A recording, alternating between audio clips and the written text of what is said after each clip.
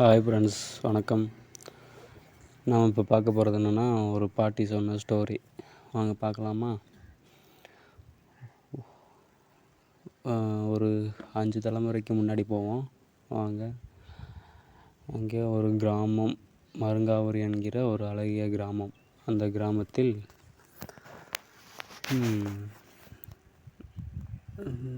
பச்சை பசேல் என்று வயல்வெளிகள், நீர்நிலைகள், எங்கு பார்த்தாலும் பசுமை நிறைந்து பூஞ்சோலையாக காணப்படும்.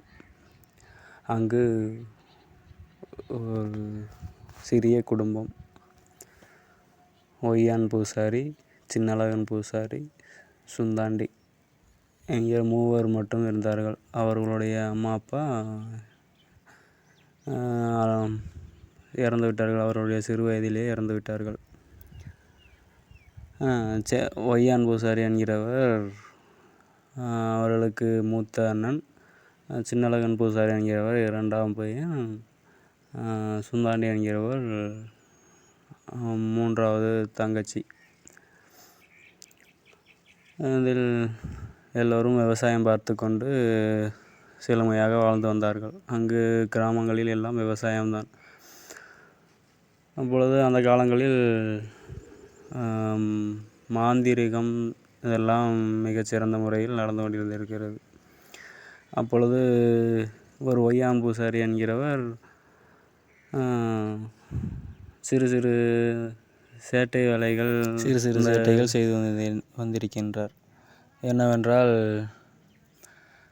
ஒரு சிறிய கல்லை பூச்சிகளாக மாற்றுவது, தவளைகளாக மாற்றுவது, கம்பை பாம்பாக மாற்றுவது, மக்களிடம் தூக்கி எறிந்து வம்பிழுப்பது, இப்படி போன்ற பல சேட்டைகள் செய்து வந்திருக்கிறார். மாந்திரிகத்தில் அதெல்லாம் அப்பொழுது ஈஸியாக செய்யலாம் போல. அவ்வாறு செய்து வந்து கொண்டிருக்கையில் தினமும் செய்து வந்து வருவதால் ஆத்திரமடைந்த ஊர் மக்கள் சென்று அன்று ஆட்சி செய்த அரசரிடம் கூறியிருக்கிறார்கள்.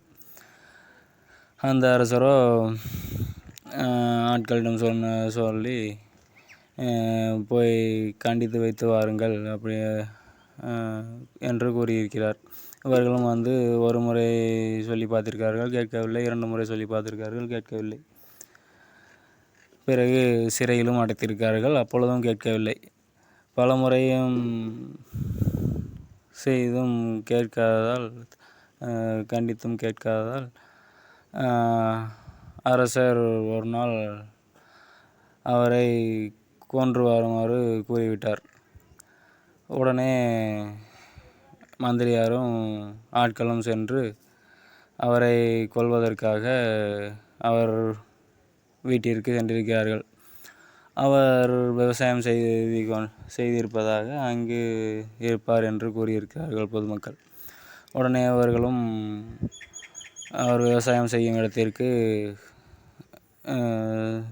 சென்று பார்த்தபொழுது அங்கே இருக்கிறார்கள். அப்பொழுது ஒய்யான் பூசாரி என்கிறவரை